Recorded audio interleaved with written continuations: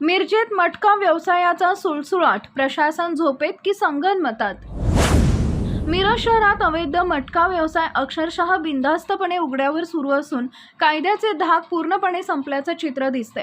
पानटपऱ्यांपासून किराणा दुकानांपर्यंत तसेच रस्त्याच्या कडेला उघड्या टपऱ्या टाकून खुलेआम मटका घेतला जात असल्याची धक्कादायक माहिती समोर येते।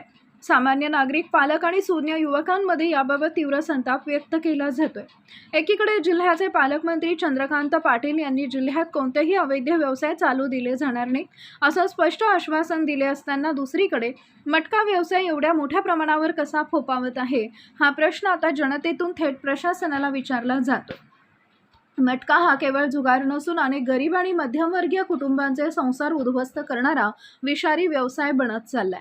युवक वर्ग जलद पैशाच्या मोहात अडकून व्यसनाधीनता, नशेखोरी आणि पुढे गुन्हेगारीकडे वळत असल्याचं वास्तव आता लपून राहिलेलं नाही।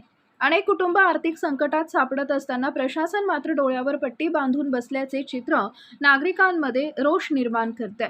लवकरच या संपूर्ण अवैध मटका रॅकेटचे ठिकाणनिहाय पुरावे, फोटो, व्हिडिओ आणि संबंधित माहिती जनतेसमोर आणली जाणार असून हा सर्व प्रकार थेट पालकमंत्री चंद्रकांत पाटील यांच्यापर्यंत पोहोचवला जाणार आहे। संबंधित विभागांना तात्काळ कठोर कारवाई न केल्यास या अवैध धंद्याचा पर्दाफाश करणाऱ्या बातम्यांची मालिका अधिक तीव्रपणे प्रसारित करण्यात येणार असल्याचा इशाराही देण्यात आलाय। मिरजेत कायद्याचा धाक उरलाय की नाही? सर्व अवैध धंदे चालवणाऱ्यांना कोणाचा वरदहस्त आहे आणि सर्व काही माहिती असूनही प्रशासन शांत का? हे प्रश्न आता थेट जनतेच्या न्यायालयात उभे राहिले आहेत। मटका बंद झाला पाहिजे, युवक वाचला पाहिजे अशी जोरदार मागणी आता सर्व स्तरातून होत आहे। 1 2 3 छक्का।